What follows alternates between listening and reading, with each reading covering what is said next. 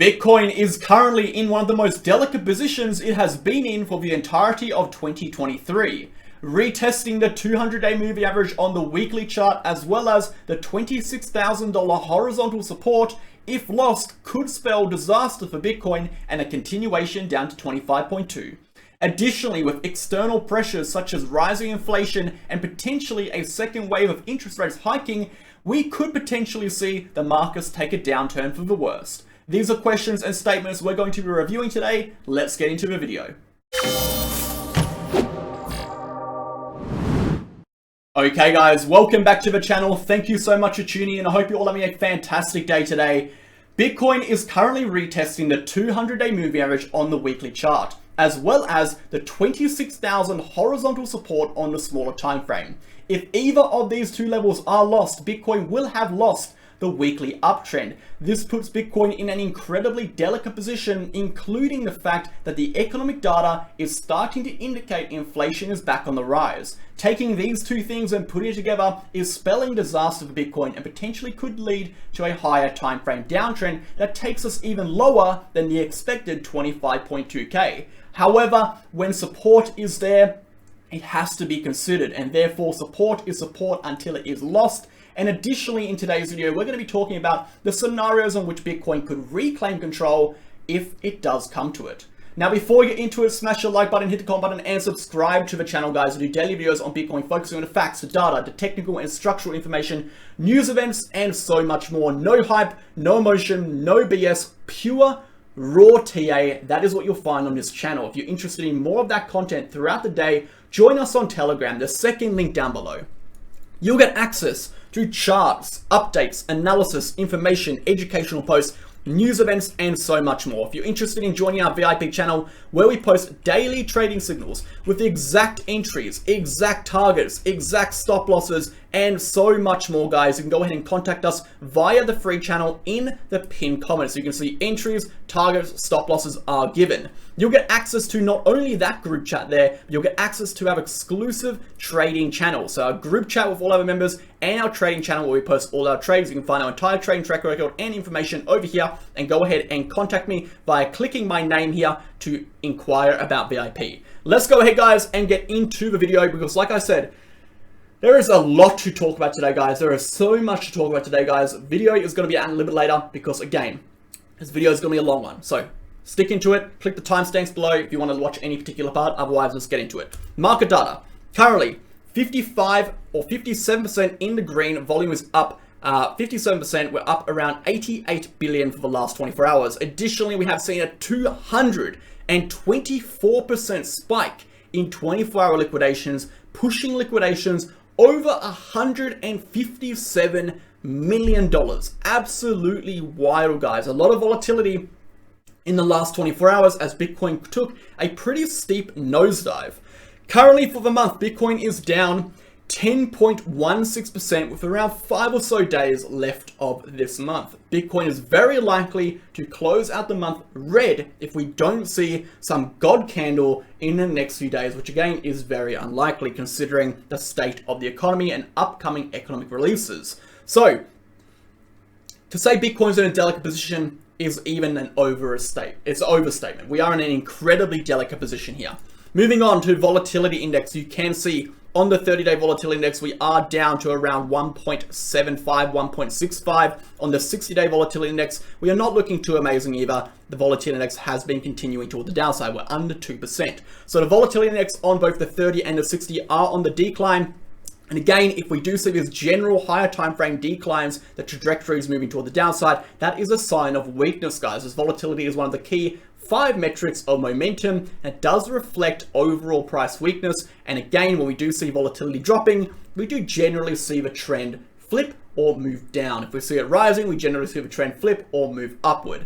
Moving on, guys, the DXY, we have seen the DXY rally toward the upside. In fact, the DXY has broken out of its downtrending resistance quite some time ago. We've been talking this for quite some time, and we can see our target range is 105 to 106. So we're getting very close. So we're actually more than halfway through now. We're about 2% up since the breakout, and between that 3% target, we're about 2/3 of the way there. So we're getting quite close. As you can see, guys, we have developed this uptrending support line as per this arrow, and it's expected the DXY will continue along this trajectory until lost. So therefore, you can assume that this target will be reached unless this trend line is broken. If we do lose this trend line, expect the price to go down. Until then, if it remains above this trend, we can expect the DXY to continue upwards to test this major resistance zone between 105 to 106. If that occurs, we are likely to see Bitcoin and the stock market continue downwards. Remember, the intraday, the day-to-day correlation of the DXY, the strength of the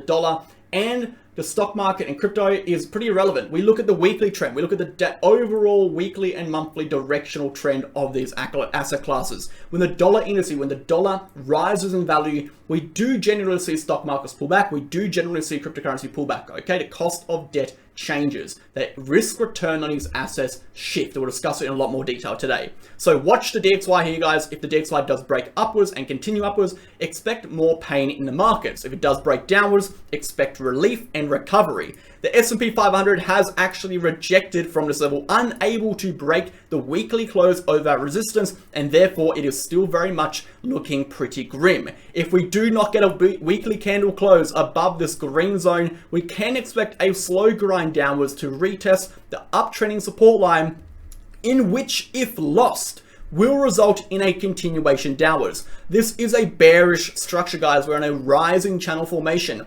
A rising channel formation is an overall structural display of weakness. It represents decreasing momentum over time, thus decreasing liquidity, volume, velocity, speed, and volatility. If those are falling, the price action strength of price action is falling, and thus the trend is likely to be losing momentum, which it is, but more importantly, it is weakening, and that weakness could turn into a downtrend if the overall uptrending support is lost. Exactly the same goes for here, guys. The Dow Jones, the only difference is the Dow Jones has actually lost its uptrend. It's broken below the uptrend, but we can't be biased, guys. We can't be biased, meaning if we're looking for a weekly close above this resistance, we are also looking for a weekly close below this support. And therefore, right now, it has broken support, but it has not confirmed the loss of support. We're looking for this at the moment to be deviation. Unless a weekly candle closes below, this is expected to be deviation. So if a weekly candle closes, expect this trend to be lost and a continuation downwards. Now, let's go ahead, guys, and talk about Bitcoin.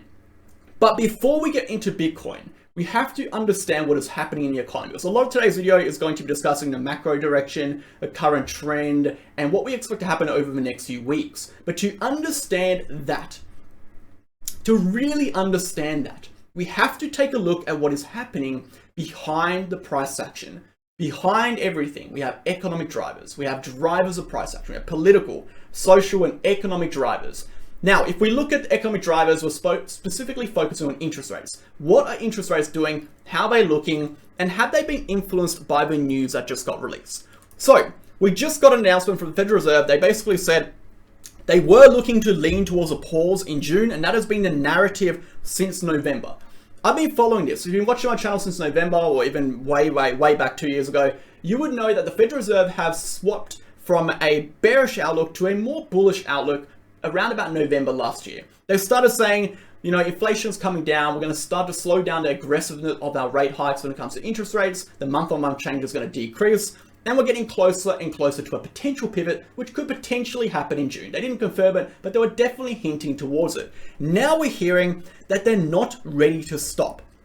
This is what I call the start of a narrative flip. They're starting to spin the narrative again, guys. They're starting to flip the narrative on its head. And I talked a lot about this on Telegram. Go ahead and look to my Telegram. Read this post here. I talked about it months ago. I called it a great economic failure. The first step was print a load of cash in COVID, which resulted in increasing inflation, increasing costs of goods and services. The middle class and the poor suffered. The second step was to raise interest rates to reduce the money supply as a consequence of excessive printing. The result, cost of debt rises. The result, the poor and middle class even more destroyed.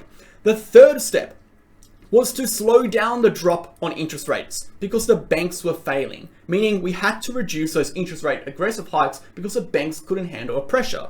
As a consequence, we saw rising inflation. We're seeing inflation come back up. They started printing more money. They started reducing interest rates to save the banks. As a consequence, inflation over the last few months has started to rise again. Last month, we saw inflation rise by 0.4%. This results in, again, the cost of goods and services rising and the middle and poor class wrecked again.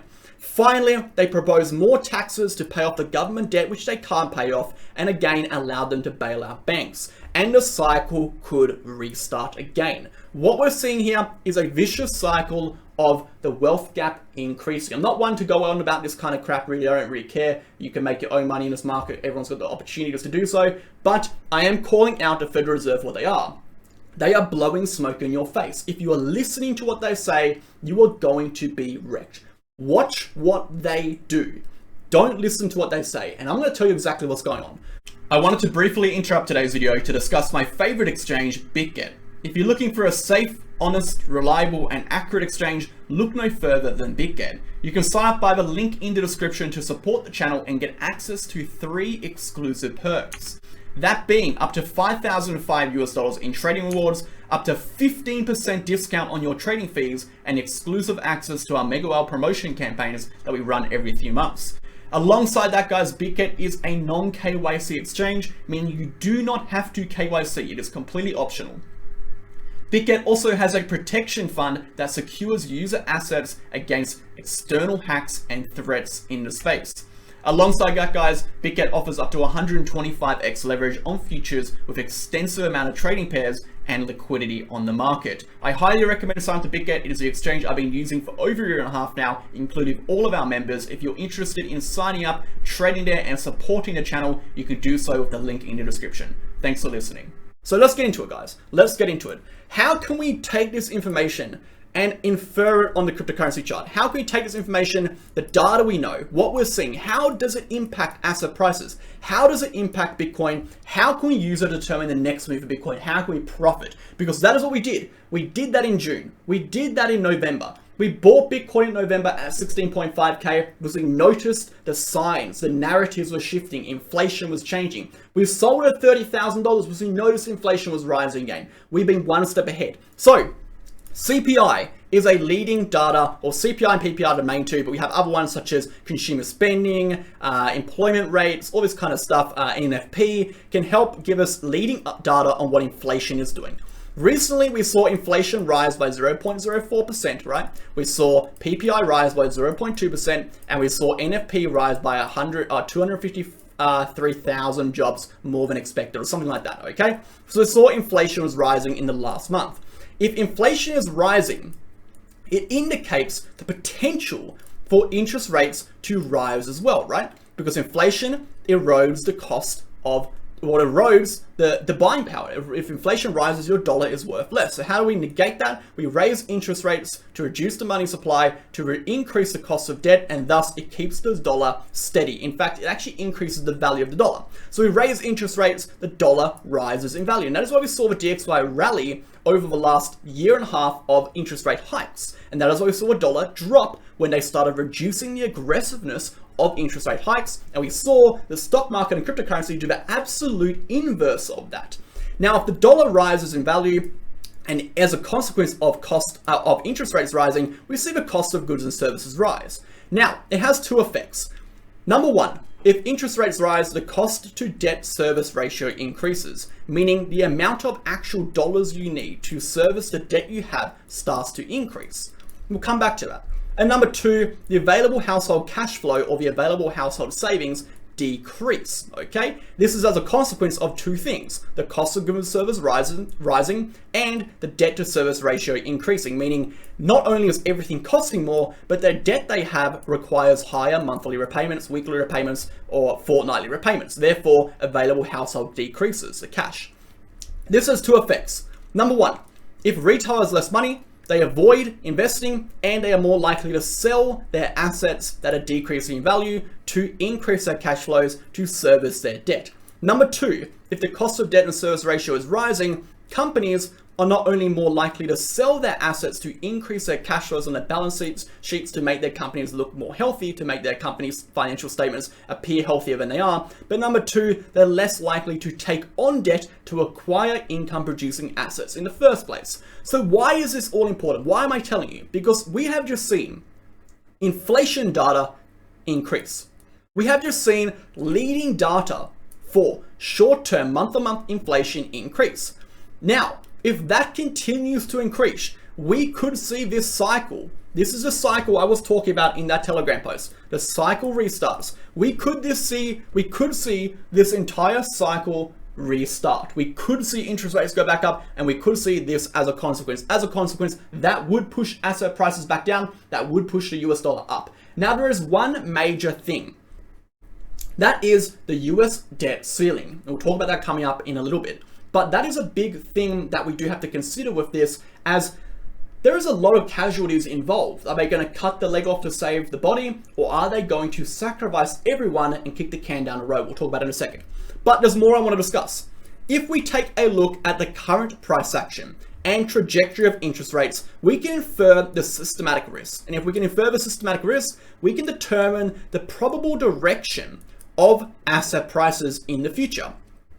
So, what we look at over here is a chart. We have month-on-month change for interest rates, we have positive interest rates, we have negative interest rates. The blue line is represented as inflation, the red line is represented as interest rates, and the dotted red line is a representation of the interest rate trajectory over a period of interest rate hikes. What we have seen over the last few months or years, say this is a 14-month period, we saw inflation start to rise. As a consequence, we saw interest rates start to rise. We saw inflation start to top as a consequence of rising interest rates, and thus when inflation was falling, we start to see the aggressive month-on-month change of interest rates start to drop. Now, this created a general expected trajectory in combination with the narrative of which the Federal Reserve was pushing, which was a June pivot. This trajectory formed the basis of falling perceived systematic risk, which actually pushed the asset prices up since November. This is the reason why asset prices have been rising since November. This is the reason why the stock market went up. This is the reason why Bitcoin went from 16,500 to 30,000. This was the reason. So if this is the reason for an up move, can it also be the reason for a down move? Yes, it can. What we saw was inflation rose up in the last period. So we have seen a pivot in inflation. Now, if we know interest rates follow inflation, we should theoretically see inflation rise as well. If that occurs, this trajectory gets deleted, systematic risk rises, and asset prices fall. However, this is where it becomes very tricky, because the decision of which interest rates will rise again is very tied towards the current situation of the debt ceiling in America. If they increase the interest rates again, they are essentially throwing the banks under the bus. They are sacrificing the banks. They cannot increase the interest rates too much more without destroying the economy. But if they don't increase interest rates even more, inflation is going to chew up the buying power of the dollar and in turn destroy the poor and middle class and the taxpayers. It's a very hard choice. We'll discuss more about that later. And finally, before we get into the Bitcoin charts, I want to talk about this. This is a chart that basically describes exactly what we're talking about in a little more detail. Now, this looks very confusing, but it's incredibly relevant. And I said today's video is going to be long, but it's definitely worth it. So what we have over here is a chart that represents the estimated return in correlation to the risk and variance between stocks and cryptocurrency. Okay, I'm going to go ahead and define everything really quickly. Number one, we have our risk-free rate, meaning if the risk was 0, the return would be 0.1. Okay, we have a 0 to 0 risk return. This is a representation that without risk, we have no return. Without return, we have to have risk. Okay, that has to be, they're connected together. Over here shows the total risk between assets. The distance between 0.1 and 0.2 represents the total risk. The beta represents the risk of the asset. The ERI is the estimated return, and the distance between 0.2 to 0.3 vertically is the return difference between assets. So as we can see, we have stocks and crypto. As per the chart, we can see not only does cryptocurrency have a higher risk, but because it has a higher risk, it is a higher return. Now, because it has a higher risk and higher return, it also has a higher variance, meaning it is more volatile. it is more volatile than stocks. And therefore we see more aggressive bounces, we see more aggressive moves, but the overall direction of these asset classes still move in the same direction as they have a correlation coefficient of 0.7. Moving to the right, we can see the systematic risk and the difference between systematic risk on these asset classes. The main difference being societal perspective, which contributes to the difference between the systematic risk. This trend line here, the risk-free rate, represents the perceived systematic risk. So moving back to that prior chart, we saw perceived systematic risk was falling as a consequence of the trajectory. That means if perceived systematic risk was falling, the perceived systematic risk, which represents elements of uncontrollable risk by the investor, such as interest rates, inflation, taxation policies, economic policies, and other government policies, represent an environment or facilitate an environment which asset prices can rise. However, if that flips, which it probably is going to, according to the data we are going to see systematic risk increase.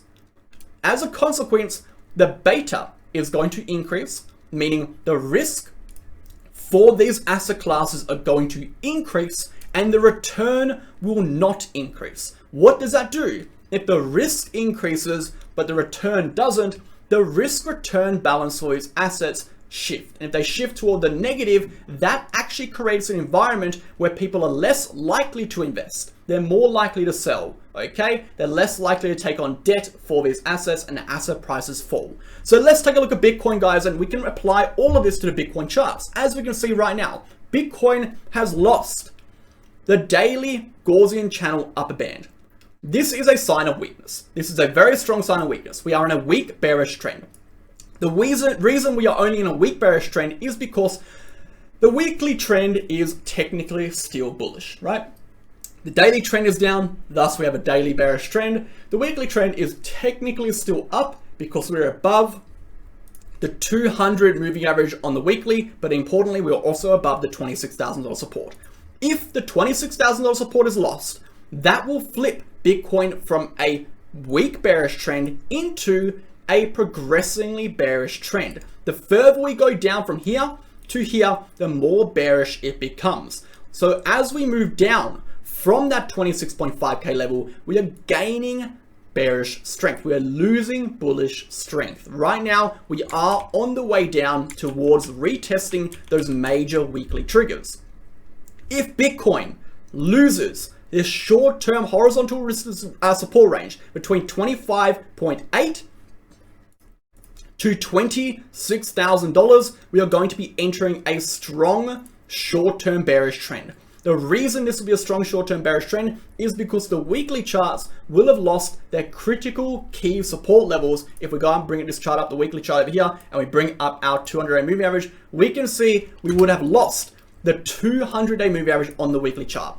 You can see we are currently retesting as we speak. Where does it line up with? $26,000, guys. If we lose $26,000 as a consequence, we will have lost the 200 moving average on a weekly. As a consequence, we will be in a weekly downtrend. As a consequence, the short-term downtrend will be very strong bearish. As a consequence, the daily downtrend will be progressing into a bearish downtrend. So the charts are in a very, very delicate position. So moving back to this chart over here, guys, we can see the 50 EMA has been lost. The Gaussian channel has been lost. The daily trend is very much bearish. The next major support for Bitcoin is 25.2 to 24.4.